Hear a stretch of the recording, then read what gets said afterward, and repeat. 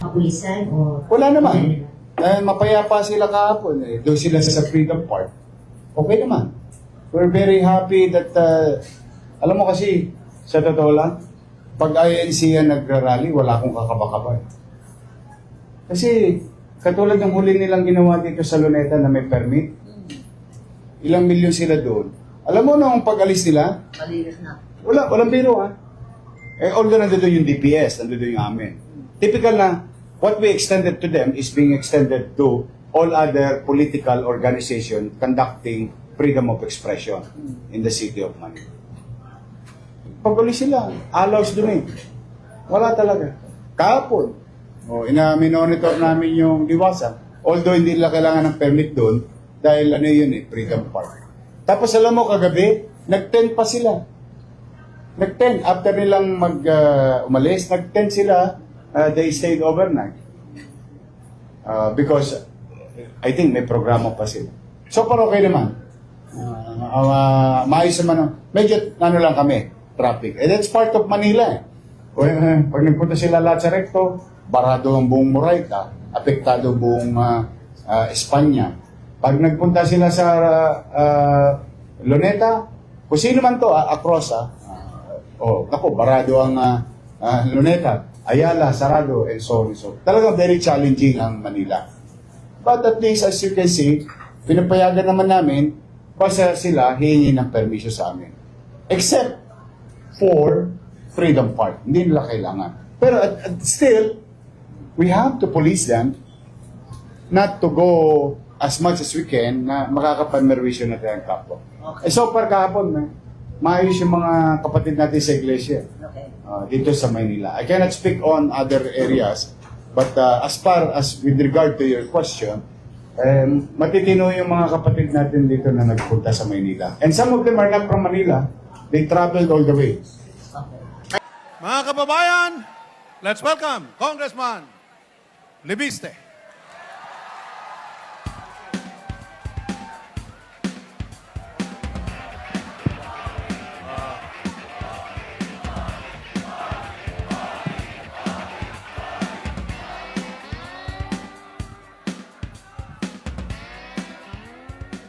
Magandang hapon po sa inyong lahat. Binabati ko po lahat ng mga Batanggenyo na narito po ngayon. Lahat ng mga kababayan natin mula sa Luzon. Hello po, Luzon! At syempre po, Visayas and Mindanao! Ang dami natin dito ngayon. Lahat nagre-representa ng ating sari-sariling mga probinsya. Kaya ang slogan natin ngayong araw ay We Are One!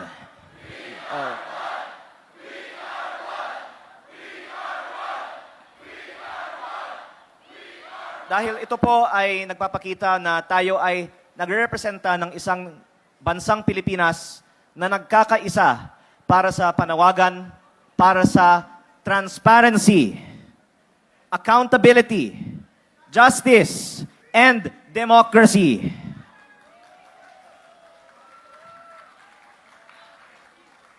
These same principles are part of the job description that every member of Congress should be fighting for. Kaya ako po ay narito para sa iilang dahilan. Unang-una po, bilang representante ng aking distrito sa Batangas, ito ang mga prinsipyo that we should be fighting for our constituents. At marami din po ako ang mga constituents at mga kababayang Batanggenyo na narito ngayon. At mula noong isang araw pa ay nasa EDSA. At ako po ay nag-look out for their welfare, and I can see many of us are having a very good time dito po sa Liwasang Bonifacio. Kaya kaninang umaga pa lang, nandito ako, pabalik-balik po ako, at gumawa ako ng bilang ng mga tao nandito throughout the day. At napansin ko na maraming mga hindi nabibilang. Kaninang 2 p.m. lang, ang bilang namin ay mahigit kumulang 10,000 na tayo dito nung 2 p.m. pa lang. Pero ang sinabi noon ay mga 2,000 lang noon. Ngayon, ang latest na bilang ay mahigit 15,000 na tayo dito sa Liwasang Bonifacio. At may mga kasama tayo na papasok pa lang. At mukhang aabot tayo ng mahigit 20,000 dito sa Liwasang Bonifacio on the third day of our events for transparency, accountability, justice, and democracy. The third of what I'm sure will be still many more days. Dahil syempre ang kagandahan din dito sa Liwasang Bonifacio, ito po ay Freedom Park. Hindi po kailangan ng rally permit at tayo ay nagpapasalamat sa City Government of Manila na sumusuporta sa patuloy na mga meetings dito sa Liwasang Bonifacio. Palakpakan naman po natin ang City Government of Manila.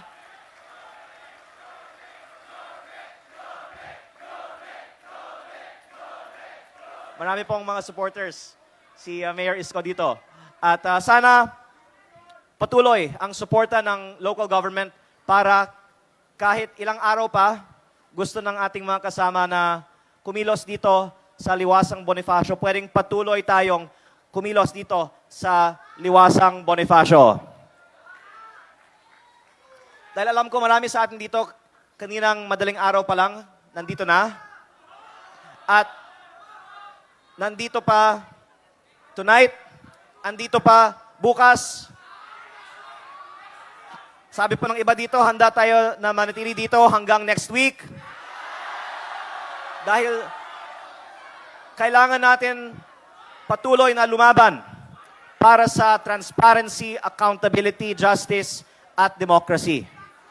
Kasama na rin dyan ang freedom of speech, freedom of peaceful assembly, and freedom of the press.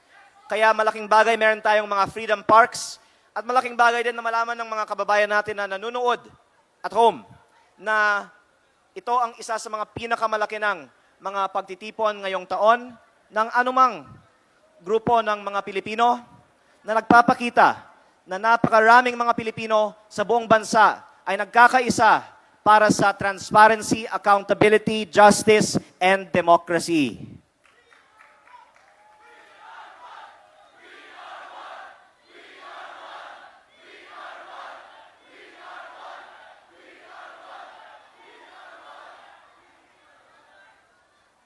Tayo po ay nakikiisa sa panawagan ni Senator Dante Marcoleta na dapat ang mga tunay na may kasalanan sa bayan ay managot at hindi dapat ipatupad ang selective justice sa ating bansa. Kaya ng transparency, accountability, justice, and democracy. Dahil pinalalabas ng iba na meron na tayong justice sa ating bansa.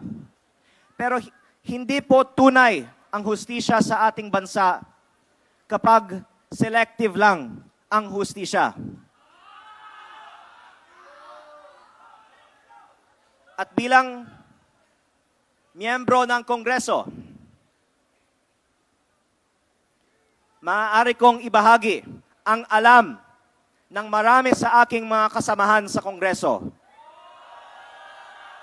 Ang karamihan sa amin ay may malaking kasalanan sa bayan at may kaugnayan sa mga maanomalyang flood control projects. Ngunit,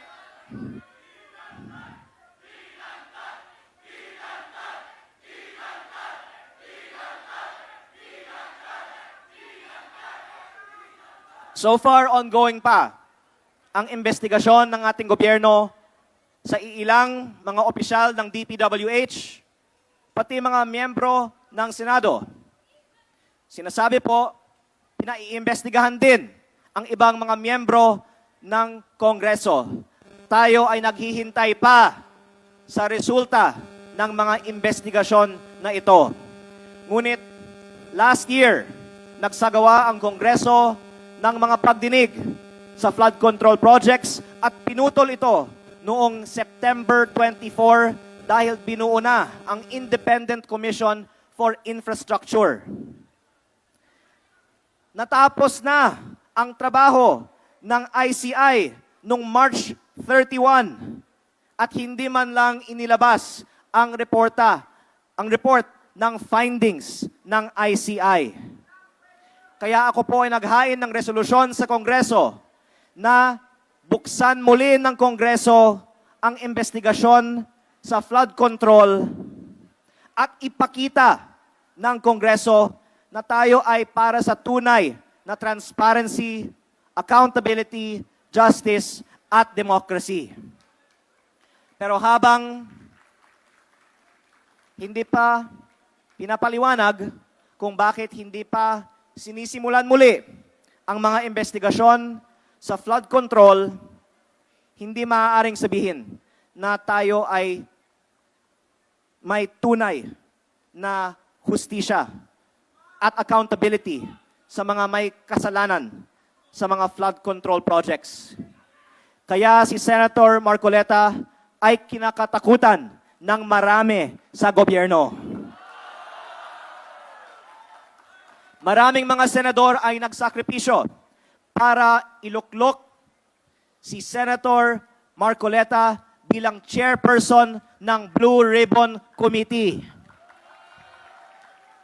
Nagkaroon ng pagdinig ang Senate Blue Ribbon Committee at agad pinaputol ang mga pagdinig na ito dahil ayaw tila ng iba na lumabas ang katotohanan at dinedenay ang mga aligasyon ng mga tumetestigo ng mga delivery ng mga mali-maletang pera sa ibang mga miyembro ng gobyerno, pati na rin ang mismong mga dapat magpa-imbestiga sa flood control at sa iba pang mga anomalya sa gobyerno.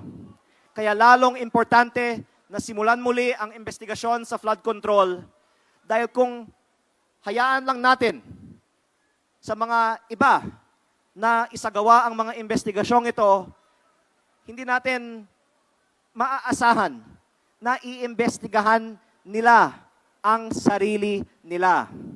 Kaya si Senator Marcoleta kinatakutan dahil wala siyang pinoprotektahan.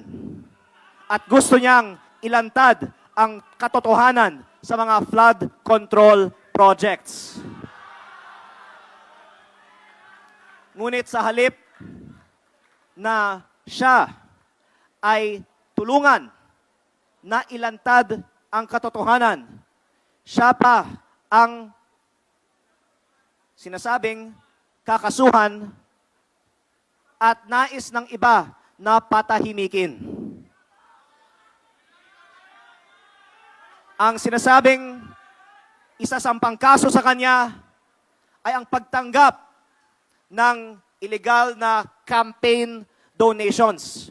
Ngunit, hindi nga sinasabi na nanggagaling sa pondo ng bayan ang mga donasyon na ito. Ito po ay mga pribadong donasyon po lamang at walang kaugnayan sa flood control.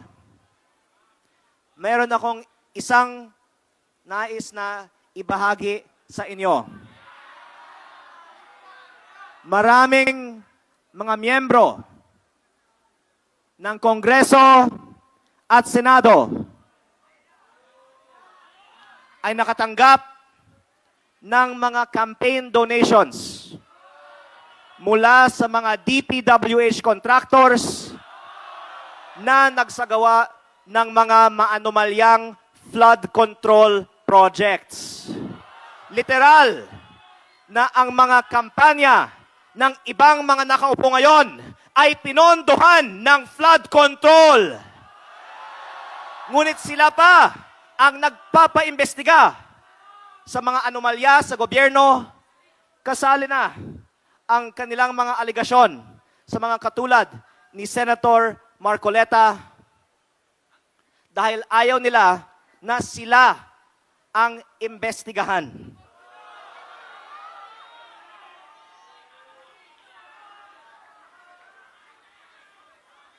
Dagdag ko rito,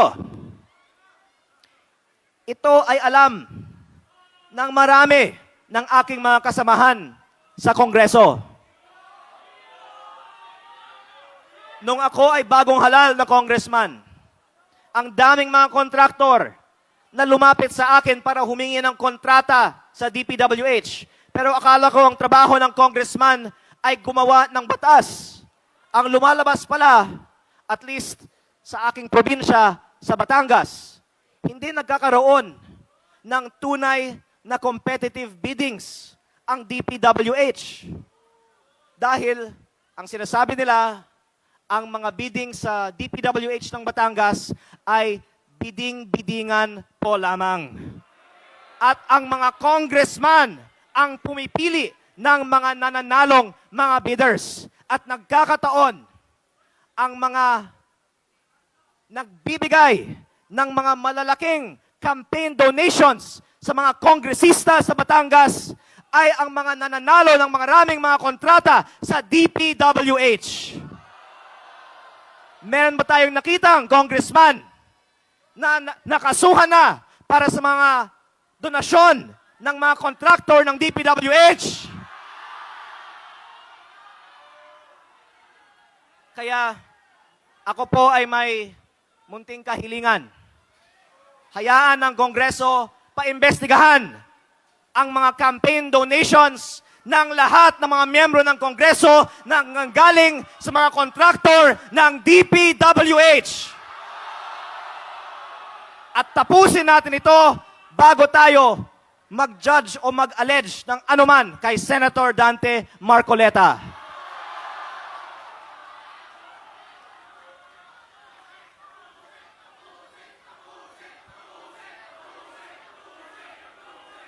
Dagdag ko din po ito. Maraming personal knowledge ang aking mga kasamahan sa Kongreso sa mga kalakaran na ang ibang mga kasamahan namin ay sabay congressman na nagpapasok ng mga proyekto sa budget ng DPWH at sila din ang mga kontraktor ng mga naturang mga proyekto. In fairness po, sinabi naman na paiimbestigahan ang mga congressman na kontraktor. Pero ang sinabi rin ng iba, hindi lang naman 8 ang mga congressman na kontraktor. Sinabi ng iba, mahigit 20% ng Kongreso ay mga DPWH contractors. Sila ba ay makakasuhan kaya bago kakasuhan si Senator Marcoleta?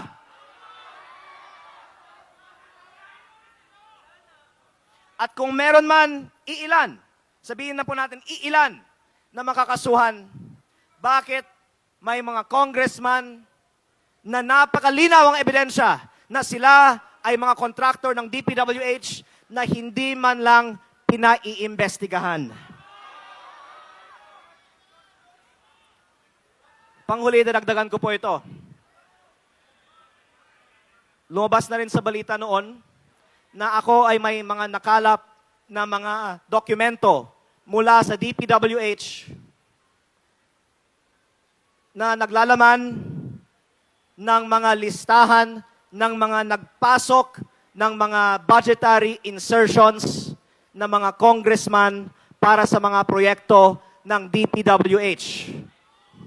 Marami sa mga nagpasok ng mga proyekto sa budget ng DPWH ay may malinaw na kaugnayan sa mga contractors who were eventually awarded these projects.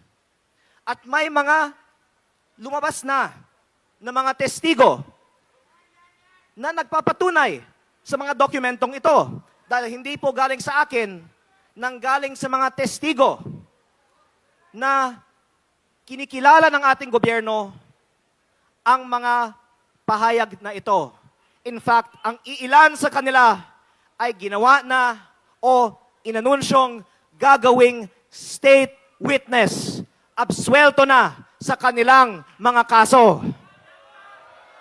Ngunit, sa aking personal na opinion, kung gagamitin natin ang testimonya ng iilan para idawit ang iilan at ang resulta nito ay iaabsuelto sila sa kanilang sariling mga kaso, hindi tama na selective ang justice at 2 o 3 lamang ang makakasuhan gamit ng kanilang testimonya.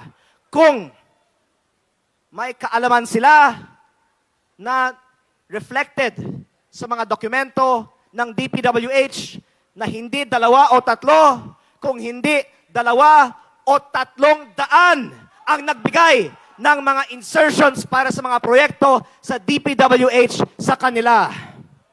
Yan ang ibig sabihin ni Senator Marcoleta na selective ang justice sa ating bansa. Bakit? May iilan na kinakasuhan o ikinulong na habang ang iba ay hindi man lang pinaimbestigahan gamit the same evidence and the same testimonies. Kaya, hayaan natin muna sila na maglabas ng kanilang mga reports dahil inanunsyo naman na lalabas sa mga darating na mga linggo ang mga reports na ito. Sana uunahin nila ito sa mga kaso sa mga iba na wala namang kinalaman sa flood control projects. At sana pag lumabas ito, hindi lang 2 o 3, kung hindi 2 o 300 ang paiimbestigahan. Yan ang kahalagaan ng ipinaglalaban ni Senator Marcoleta at lahat ng iba nating mga kasama dito ngayong araw. Dahil kung hindi equally applied ang batas, yan po ay in violation of the right to equal protection under the law. Yan po ay violation sa mga prinsipyo ng transparency, accountability, justice, at democracy na dapat pinaglalaban ng lahat ng mga miyembro ng Kongreso. Kaya, pangwakas, meron na po akong suggestion.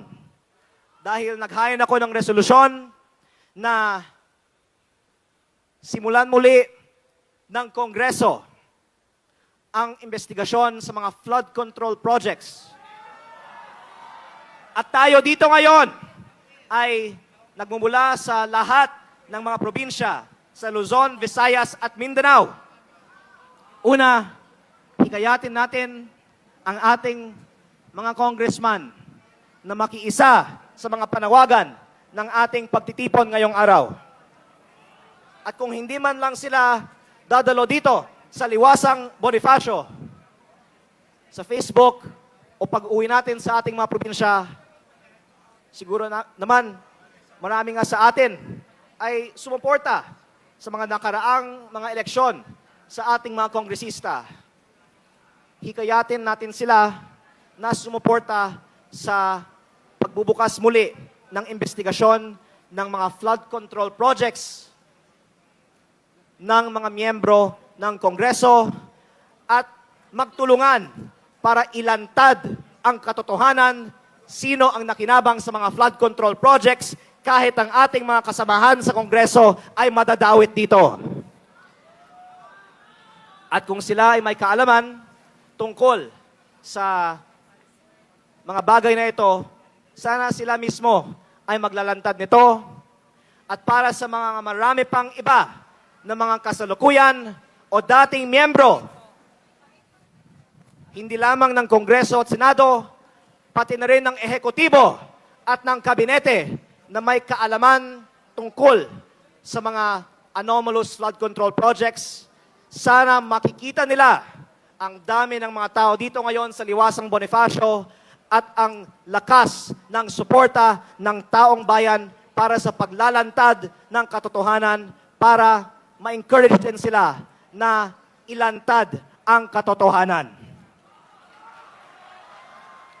Kaya bigyan natin sila ng konting panahon na mag-isip kung nais nila ilantad ang katotohanan themselves at kung nais nilang unahin ang mga flood control investigations kaysa sa mga investigations sa iba. Pero kung lumipas ang panahon at hindi nila tayo papakinggan, I cannot speak for everyone here, pero sa tingin ko, hindi papayag ang mga kasama natin dito sa Liwasang Bonifacio na hindi managot ang mga may kasalanan sa mga flood control projects, and we will have to take other measures to demand accountability for the wrongdoing that has been done. Pero sa ngayon, hihintayan ko po kung may gagawin silang ibang action pa at sana pakinggan nila ang mga kasama natin dito sa Liwasang Bonifacio bago sila magdedesisyon tungkol sa mga susunod pang mga hakbang sa iba nating mga kaibigan na ang nais lang ay lumabas ang katotohanan sa mga nangyari sa mga flood control projects katulad ni Senator Dante Marcoleta. Maraming salamat po at mabuhay po kayong lahat.